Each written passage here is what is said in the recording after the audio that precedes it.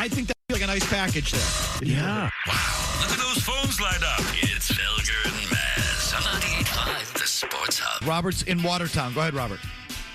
Yes, hi. You're talking about bringing Mike Trout in, and if he comes in, how he would assume some of those leadership and clubhouse values that Bregman brought or was supposed to bring. But here's the difference.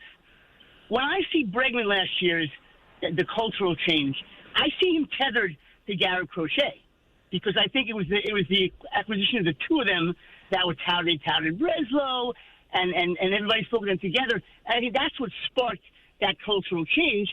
I think now that Crochet, much like Roman Anthony, lost a little bit of luster this year because of the way they're performing and a little gravitas, I don't think Mike Trout alone brings that same added value that Bregman would have. Okay, Robert, thanks for the call. Your assessment of that, Mass. So he might be right. I would also tell you that you got to take what you can get. So, you know, what do you think you're going to get? Another Crochet and Bregman in one off season? Like, you know, the Crochet thing is what it is. He's hurt, so you got to deal with it. They have enough pitching to get by without Crochet right now. Okay, but the leadership thing, that leadership piece, I am curious. You know, when I saw it on my phone, I'm like, they see him as a better leader than Bregman, and the leader, he'd be the leader. Where does Mike Trout get this reputation as being a leader? So I was going to say... He's done nothing but just lounge in California, lose and get hurt, and produce. But, like, Bregman has a whiff of winner. This guy doesn't. But so how does he get sort of the marquee as the leader? Because he's just a pro. I mean, I think that his reputation as far as being professional is very good. But to your point, I was just going to say this to you a segment ago. Is it wrong to look at Trout and wonder if he's kind of a loser? Yeah. I mean, it's not wrong. I mean, I think, again, he's been there 16 years. How come he's never knocked down the door and said, get me out of here? I mean, why? He's willing to accept this? It's a real question to ask. Chris is in Worcester. You're up next with Felger and Mass. Hi, Chris. Hey, guys. You might as well trade every young hitter you have because when they come up, they've got so much drive line launch angle crap in their head that they have no approach at the plate. You might as well trade them for established hitters.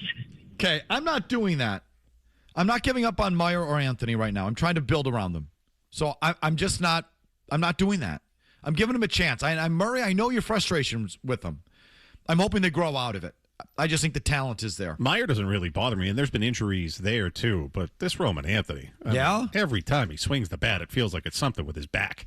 And as I mentioned before, maybe it's the driveline a-holes that are responsible for this because there's guys that are dealing with these type of injuries here ever since these a-holes took over and had with their swing approach. But it's a big red flag for me. Well, this is a bigger discussion, but, the team doesn't know what it's doing in that they don't have any power hitters, so they have to play small ball.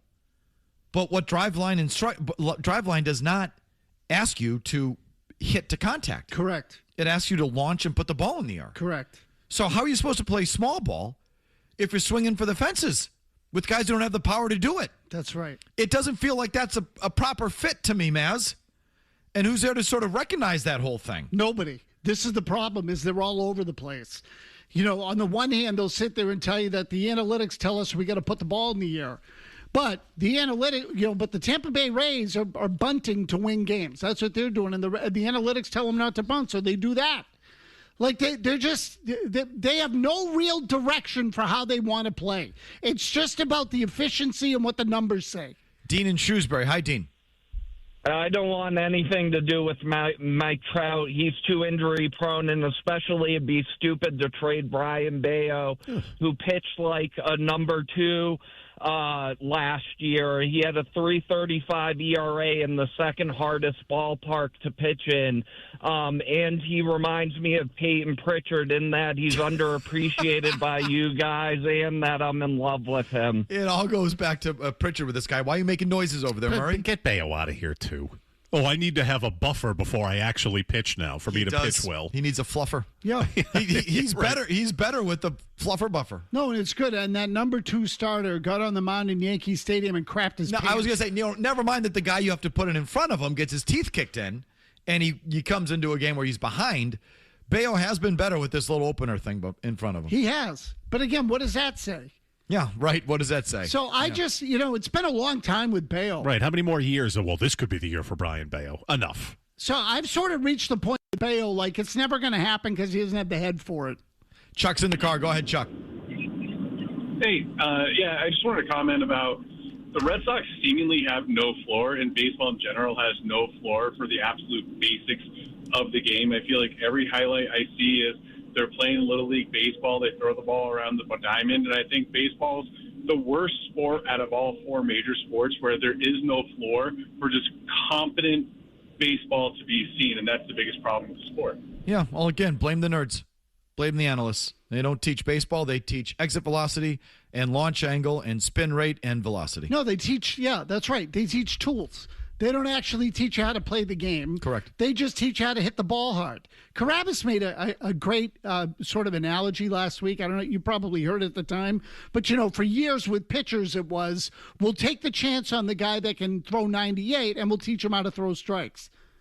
Now it's, we'll take the chance on the guy that has the exit velocity of 100 miles an hour and we'll teach him how to hit. And it's the same logic. We're going to try to teach power, maximize every little bit of power that we can get. And if you can't actually hit, well, that's okay. It's asinine. It's completely asinine. They bastardized the sport. Tim and Lowell, go. Afternoon, boys. Listen, I don't want the Red Sox to make a single move with Craig Breslow in charge. He is the worst general manager in Red Sox history, and I've seen a lot of them. What I want to see happen, Mike, I'd like to see for 1 week John Henry become the owner he was when he first bought the team, the guy that loved the team. And I want to see them bring Jason Varitek in for a meeting and give him the authority to walk into Breslow's office. We're still getting Jason Varitek calls, Tim. You've got to be Walk him out of the park physically. Throw him out of the park. That's what I want to see. That's fine, but can you let go of the Varitek thing, please? This guy wants to throw Breslow off the left field wall. You've got to let it go. I'm all for tossing Breslow out on the street, but not off the monster. We don't. Yeah, let Varitek do it. We're not going to promote violence, but on Lansdowne Street, the Varitek thing. We still got the Varitek people. Oh yeah, no. He's no longer with the organization. You can't bring his name up anymore. Is he? Did he leave, or was he reassigned? I didn't hear. He was reassigned. Breslow was asked about this last night. And he's like, "Oh, we're still looking for a role for him, or something to that effect." Oh. Well, here's all I know. He's been in baseball for a decade now, and no one's given him a shot. Not here, not anywhere else. Do you think there might be a reason? But yet, this segment of Red Sox fans can't. Well, the San Francisco Giants wanted him to be their manager, and Jason Varitek told them no. Is that right? And the Mariners interviewed him, and the Mariners went a different direction as well. Well, I guess he's had chances then. I mean, all I know is that there's a segment of you people that just cannot quit him. I mean, can just not quit the notion of Jason Varitek taking over this ball club. Yeah, and my answer is no. The problem with the Red Sox, at least in part, they put too many people in power who have no real understanding of what to do with it or how to how to do the job. But this thing we're talking about here, does Henry do something here to change the narrative, the black cloud, to get you the visual I've been using for you? How does he get you to stop showing up to the stadium and chanting "sell the team" through your paper bag? How does he flip that? And a big move would be one of those ways. The problem is he can't entrust Craig Breslow to do it, right? Agreed. So navigating that, especially, I mean, maybe the Trout thing would be easier because you're not giving up top prospects. You're just sort of assuming money. Trout, in some respects, is kind of like just a free agent kind of thing. It's a contract thing. I don't think you would lose much sleep giving up Duran or Bayo or those kind of pieces. The heavy lifting, the big decisions would be Yordan Alvarez or someone like that, where you would have to give up Anthony and/or Meyer, Tolley and/or Early, and other pieces. I can't trust Craig Breslow to make those calls. No way. Nor should you. So no way. What Trout they may be able to figure out. And when I say no way I trust him. Right. So then you do have to pull in Theo Epstein out of the golf thing or whatever Theo's doing, or the soccer thing. Again, whatever he's doing for FSG. So you got to pull Theo out because you trust him to make those decisions. But how really engaged is he on the baseball end of it right now? Yeah, I don't think enough. Again, like I told you, I would offer Theo $50 million to run the Red Sox and get out of the way. And we both agreed he'd turn it down. Yeah, and I think he would say no. I don't think that Theo would do it. And part of the problem, when's the last time they had a legitimately qualified chief executive at Fenway Park? It was Dombrowski. Dombrowski, right. So we're going on a decade now. And anybody can do what they're doing. Let me listen to the analysts. We'll keep the young guys. We'll sign them to big contracts that are long-term values. It's a piece of cake. You don't need a baseball person to do that at all. There isn't a single person there in the front office that has been able to make an honest baseball evaluation without the data in almost 10 years. 10 effing years. So if they're going to make this, as Carabas said, Carabas says he thinks, if he had to guess, if he had to predict it, a move like this is coming, like this. Big name prospects or pieces out the door for a big name coming in. Who do you trust to do it? They don't have the infrastructure, the decision-making to actually do it. Correct. So that's kind of a problem. How about Ryan in Medford? Hi, Ryan. Hey, how's it going, guys? So, yeah, I don't know. Duran and Bayo for Trout doesn't seem like the craziest move. I don't think those guys are helping the team as it, currently constitutes. And, for Tony Maz, Peyton Tolley just pitches out of his ass. Like, you know what I mean? Like, I think Connolly Early is the better pitcher of the two. So I don't, and Maz, I'll just give me a sec. I think Tolley's definitely have a higher ceiling and better stuff. I also see his arm falling off. And it's sort of being an inevitable thing because Early is more of a pitch to contact and more crafty and just doesn't rely on velocity, I think he's a better bet to sort of have a longer, more sustained career. Yeah, Early's a safer choice. He is, and I'm not telling you it's an easy one. I mean, I in a lot of ways, I like Early better. So, but the upside for Tolley is higher. So I think typically you err on the side of upside. So, but, I wouldn't trade, I wouldn't trade Early unless you're going to get something good back from that, because that kid's got a future. We're continuing with your calls on the Red Sox primarily. Do you want to just give you the latest on the schedule releases and leaks and what it means for you as a Patriots fan and what you might or might not be doing over the Thanksgiving Day holiday? That's coming up right after this. I want to get to the gossip first. Everything you said is right. Felger and Maz, the Sports Zone. Imagine what happens if, and I'm saying if, it should happen to be Super Bowl rematch right out of the gates, and the sit-down 90-minute tell-all interview is the day before. And whatever is said needs to be processed like that. And what does it mean? What are the implications? It wouldn't affect that game per se. It would hang over it depending upon what's said, but there'd be a lot in the aftermath. Like, we got to get through the game, and then we're going to figure out whether any – and I don't know what she's going to say. That's the thing.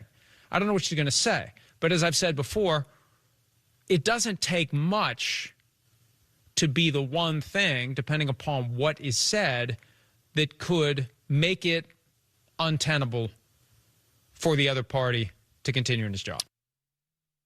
We're getting dribs and drabs as usual. I think we're pretty much of the understanding that Patriots at Seattle opening night Wednesday, September 9th. Yep. Bad break for the Patriots. Ooh. Don't you think? Yes, definitely. I mean, it was going to be a tough spot no matter what. I mean, going to Seattle is a tough pull. In any given year, never mind the fact that they're good. And so that was good. There was never going to be an easy game. I just think if it were deeper into the year, you had a chance. The odds were greater that they would have injuries or would have slowed down a little bit. You know, the gas, the wind at their sails from the Super Bowl might have dissipated and you get a little Super Bowl hangover situation or whatever, and obviously no guarantees there, but there'd just be a chance of that. Opening night, they're going to be totally healthy, and whatever Super Bowl hangover they're going to have is going to be kind of mitigated by the banner going up and the crowd and the whole thing. We gave you the numbers yesterday since they started this thing in 2004 where the champion opens up on typically that Thursday night. Now it's Wednesday. They're 16-5. And there's been some losses in recent years. That Rams team that got decimated after they won the Super Bowl in 2021. They got throttled by Buffalo, and then the Chiefs lost a squeaker to the Lions a few years ago. But more often than not, that home team that opens up, the defending champion, usually wins. 16-5. And it wasn't even a good Super Bowl. Why is the league doing it? You think they're doing it specifically because of Vrabel Rossini? From what I understand, I don't know if NBC is all that thrilled by it because it was a bad game. And they're worried about people remembering the bad game. But then again, if the Today Show scores the Rossini interview, schedules it the first week of September, it's a nice little bump right there. Sure, some real symmetry there, isn't there? Absolutely. So just outbid everybody for the Rossini interview. Put it in September. And now you got yourself a really interesting little week there of TV programming. Definitely. Okay, the other game that's come out for the Patriots is you're playing in Munich.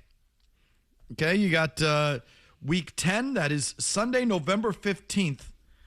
You will be playing the Detroit Lions in Munich, Germany. 9:30 a.m. start here in New England. Your thoughts, Mass? Well, the Patriots are Germany's team, as we know. So, look, I mean, they're going to, I'm saying that half jokingly because I do think that there is – the Kraft's got this thing for bringing the team over to Germany that goes back to Sebastian Vollmer, I think. And so, my guess is that on an ownership level, they're happy about that. But I will say it's, I know you made this point in the email. Better than playing them in Detroit. Yes.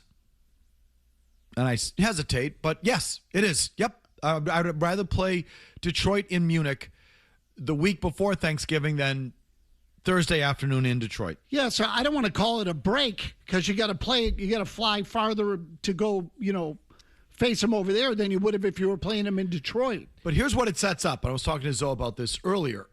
If you play that Europe game, typically, not every time, but in my memory, and I'm sure people can look this up, when they schedule for a Sunday Europe game, a lot of times you have a bye week the next week. That's correct. Or you're playing on a Monday night maybe, or a Thursday the next week. They give you a little bit of travel buffer there when you come back from Europe. So it would be, I think. No, you're right. Every once in a while, they'll bone a team. I think it happened last year. I forget to who, but a team will come back from Europe and then get the bye. Play that next week, rather. Well, right. That's rare, though. Generally speaking, you play in Europe, then you have a bye. You play in Europe, and then you have a Monday night or whatever. They give you a couple, they sort of factor that in. So, for example, Detroit, Sunday, November 15th. They're playing on Thanksgiving, Thursday the 26th.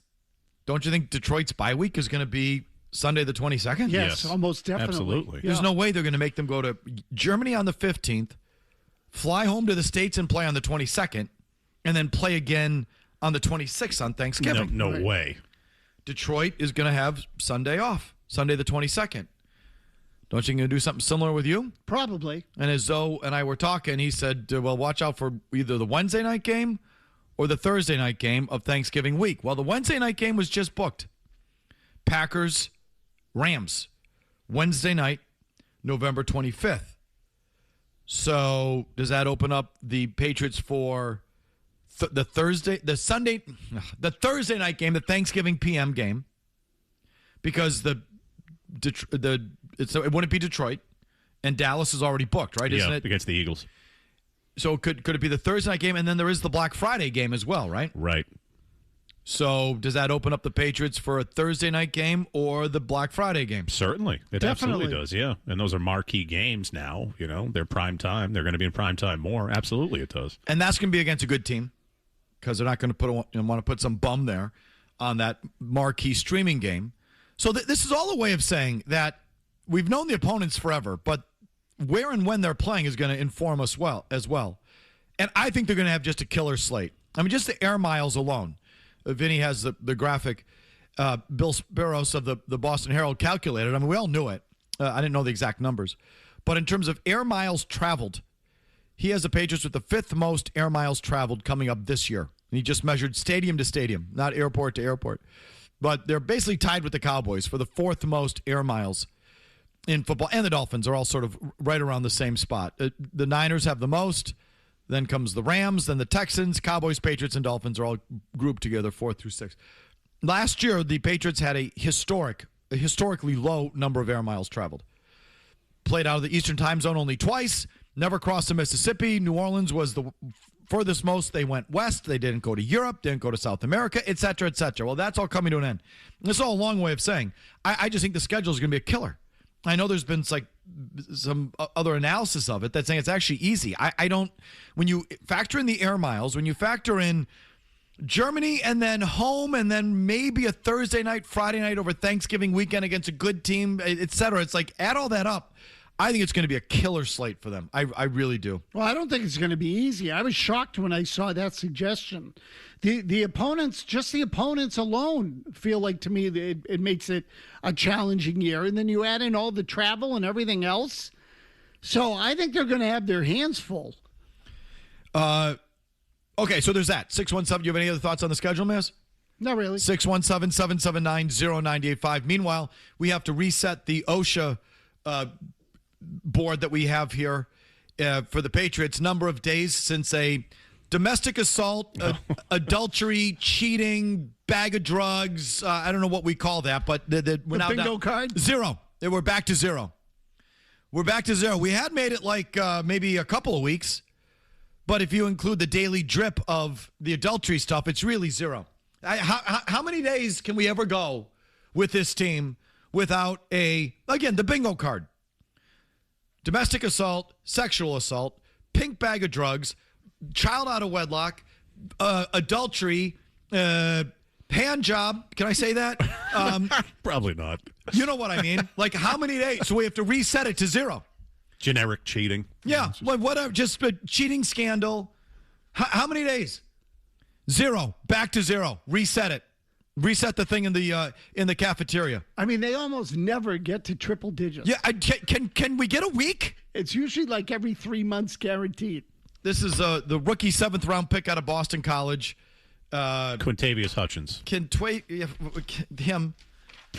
Hutchins was drafted by the Patriots in the 7th round, has been charged with misdemeanor domestic assault and battery on a family household member. The 23-year-old was arraigned Wednesday morning in Newton District Court. Hutchins pleaded not guilty and was released on personal recognizance.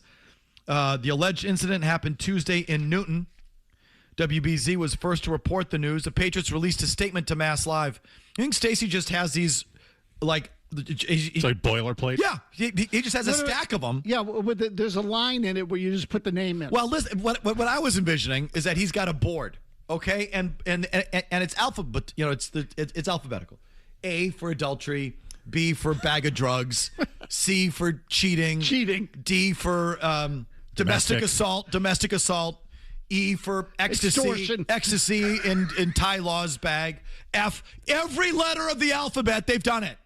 Okay, F for felonies, G on down the line. Grand larceny. So right, so he's just got a board with alphabetized.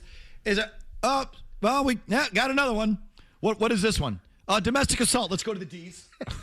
It's like a Rolodex. And he just pulls out the statement and has it ready to go because you check every box on the bingo card all the time. We've reset the OSHA calendar here to zero days without... Since our last incident. Zero, back down to zero. That didn't take long. Patriots statement, we are aware. And again, this is boilerplate. Stop me if you've heard this before. We are aware of the report involving Quintayvious Hutchins. Oh, they crossed that out. Said we are aware of the report involving Christian Barmore. They crossed that out and put Quintayvious Hutchins. It's actually more like a fill in the blank. We are aware of the report involving blank. This time, Quintayvious Hutchins. We take these matters very seriously and are in the process of gathering additional information. We will not have further comment at this time. Again, I don't even think they wrote that. I think they just whited out Christian Barmore, Steph Diggs, whoever, and put in Quintayvious Hutchins, who's the guy who admitted to the blow but choked the girl. Who the safety was it Jabril Peppers? Oh, Jabril Peppers. Peppers.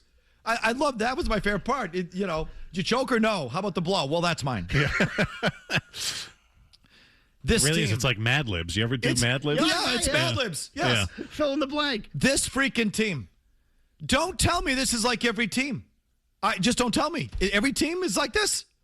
Where I've read that statement. I've read that statement like 12 different times in the last couple of years. And then it occurred to me.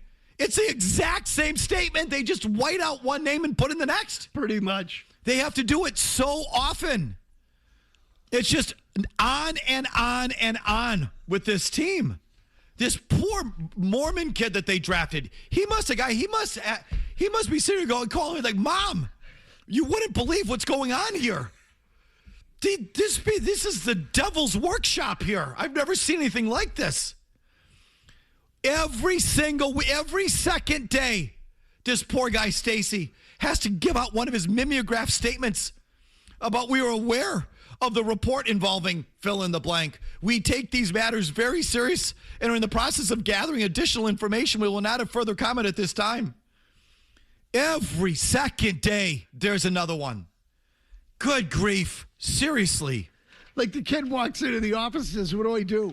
He said, just read this. Yeah, just here. I have this. It's in my, we have a board. Alphabetized. We've been through this before. Every letter in the alphabet, every box on the bingo card is covered by this team. Here's an update by Big Jim Murray, and we're back with more of your calls. Don't go anywhere. Now, more of Felger and Maz. Now, on the Sports Hub. Bob in the car with a good comment line. The Red Sox are dead, he says. Yes, Bob. Oh, they're dead. They're done like dinner. They're Craig Breslow's next move to bring a named person into the organization. Mike Yastrzemski. They'll love it. Give him number 8.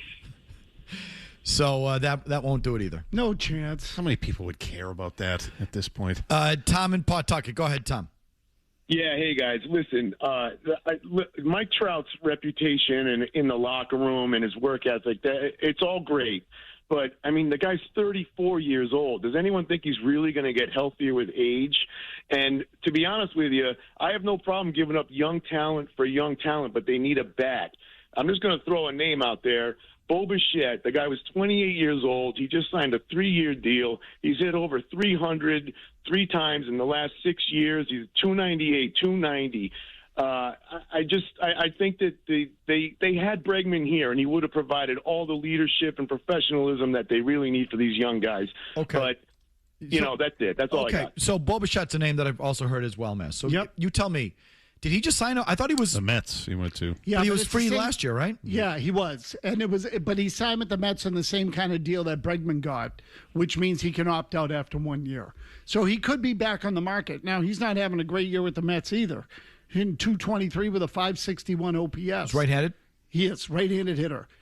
And, look, he's another guy that I would call a good player. Okay. But he's not the kind of guy that's going to hit 35 home runs. Is he the kind of guy that's going to move the needle with the fan base?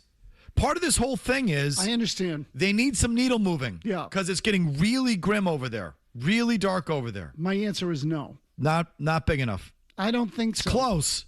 Yeah, he's good, but he's not... They need a rock star, if you ask me. And look, the biggest problem to me is I just think they have a major leadership problem, and I don't know how that's going to get fixed. 617-779-0985. Andrew's in Foxborough. Go ahead, Andrew. So I agree with you, Felger, about the Patriots schedule. I think it's going to be super difficult. More than 50% of their games are against teams that finished above 500 last year, which I think is the fair point. I just want to know, would you guys rather think about the higher than a 500 record when basing it on their schedule, or all the stats? So listen, I everyone wants to jump ahead to the record. I'm not telling you you're going to have a bad record. I don't know what's your record. I haven't gotten there yet. Win. Right? Schedule day comes Friday here on the program. And so all I know is your schedule's hard. That's all I know. Just like last year, all I knew is your schedule was easy. That didn't mean you were a bad team. You couldn't wrap your head around that. I wasn't telling you were a bad team. I was telling you your schedule was easy. This year, I don't know what I'm telling you about your team yet. I'm telling you your schedule's hard. These should be like self-evident facts.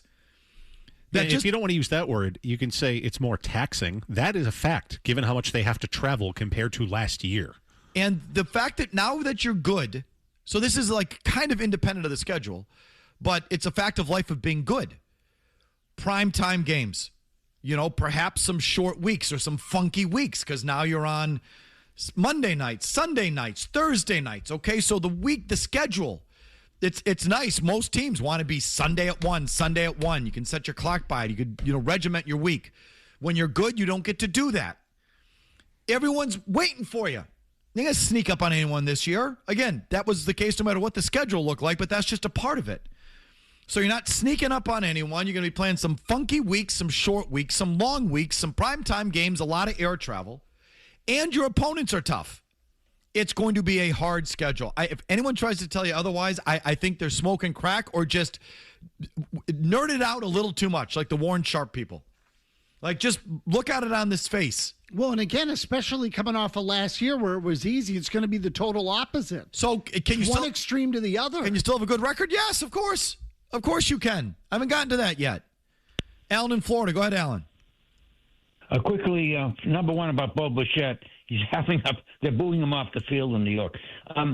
3 quick predictions. I can tell you one thing. You're talking about the Red Sox are going to be in it right until the end when they get Skubal, and then of course they lose them to the Yankees, the Dodgers. But they'll be right in it, and the media will go along with it. Everyone but Shaughnessy. And number 2. Hold on one second. Is Skubal another one? Is Detroit? So they haven't signed him. Right. He's a free agent at the end of the year. They might sell him. Sure. Skubal moves the needle. Yeah, he's got bone chips in his elbow right now. Yeah. He had bone chips removed from his elbow. That's why he missed the game against the Red Sox. I'm going to put that on hold for a second. Just finish up, Alan. Okay. Number 2, I'm going to tell you this before it happens, and I think Maz will agree with me. This American League is so pathetic. There's not even any teams above 500 other than the Yankees and Tampa Bay.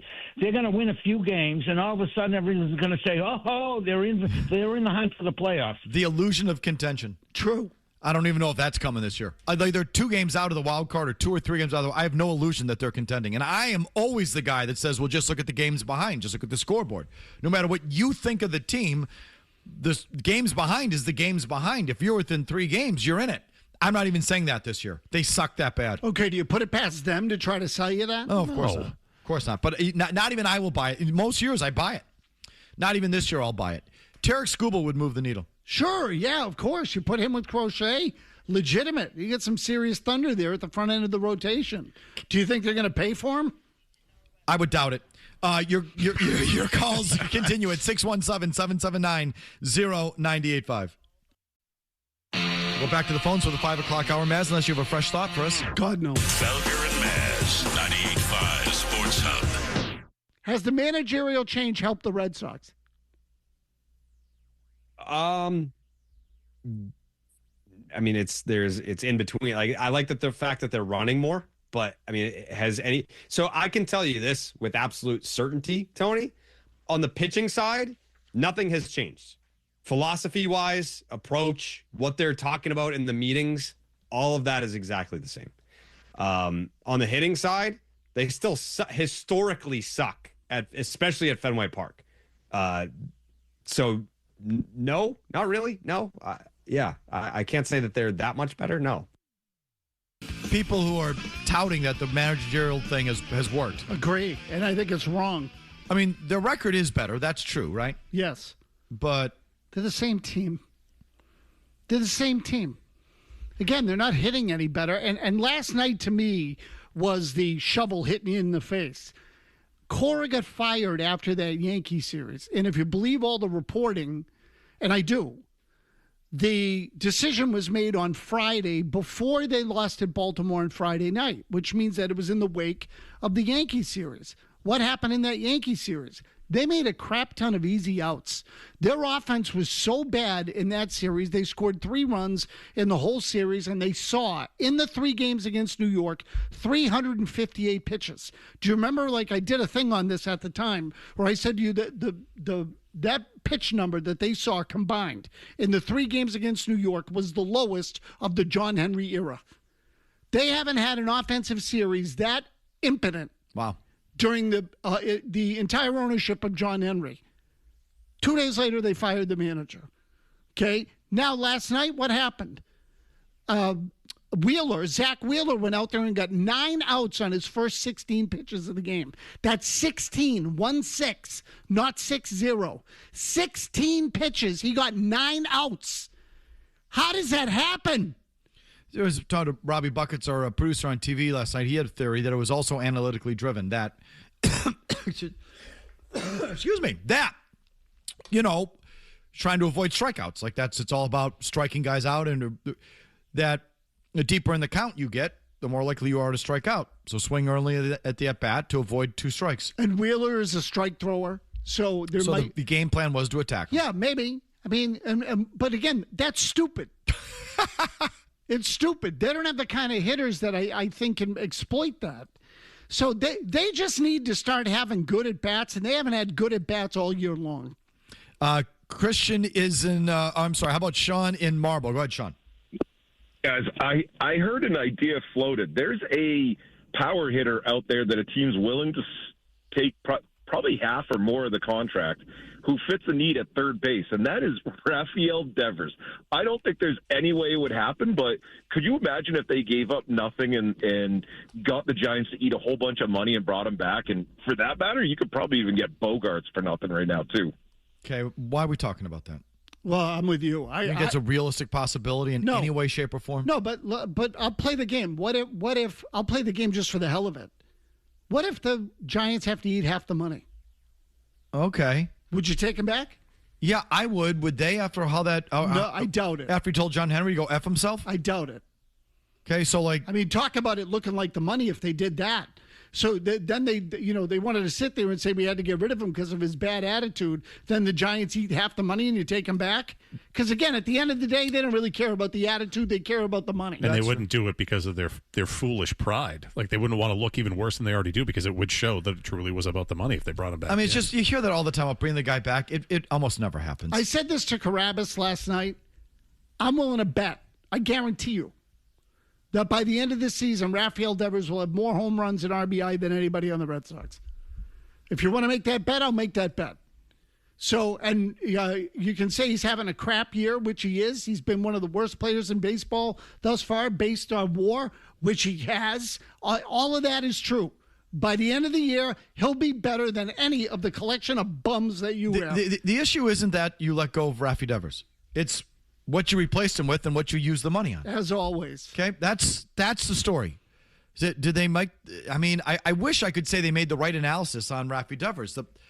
They didn't do any. I don't think that they projected what he was going to be offensively. He was making too much money, and he told them to go F themselves. So they said goodbye. If he wasn't making that much money, he could tell them to go F themselves. They'd keep him because he was affordable. And if he picked up a first, it was all that stuff. It wasn't what they were projecting offensively. They don't get to take a victory lap on that. No way. Not when they, when you say haven't replaced him, haven't made the right move subsequently. That's when you get to make a victory lap. We didn't pay him, and look at what we got. Then you get to do that. What do they have? No, they got 2 good players, but they traded them away. Christian in Foxborough. Go ahead, Christian. Hey, hello. So don't forget Juwan Williams, too. I think when he was a rookie, he got arrested for drug possession. I don't think. That goes under P for possession. There's been so many. I've plumb forgot about Juwan Williams. He had a thing, too? I forgot about that. You should really more approach it, caller, and everyone, is who hasn't? Like, give me a list of guys who hasn't versus who has. By the way, he jumped off. No, and that's you can call us back. I didn't mean to drop you. 617-779-0985. Go ahead. Yeah, no. Juwan Williams goes under P subcategory D for drugs, P subcategory F for firearms. Jack Jones. No, seriously, different kind of possession. Give me a Patriots personnel who hasn't been rung up for assault, drugs, adultery, cheating, again, the old at the massage parlor. Why don't we start with the list of guys who haven't and just work off of that? Because you said, remember this guy, remember that guy. I mean, there's just too many. Devin McCourty was clean, wasn't he? The current quarterback is squeaky clean. Okay, well, there's 2. There's a start, everybody. There's a start, New England. Hunter Henry, is he good? I haven't heard anything on him yet, but I'm sure it's coming. Just wait. It's probably coming. Latest on Jaylen Brown, the Celtics. More your calls. Red Sox schedule 617-779-0985. The phones are open. We'll get right back to you after Murray's 90-second update. No commercials here.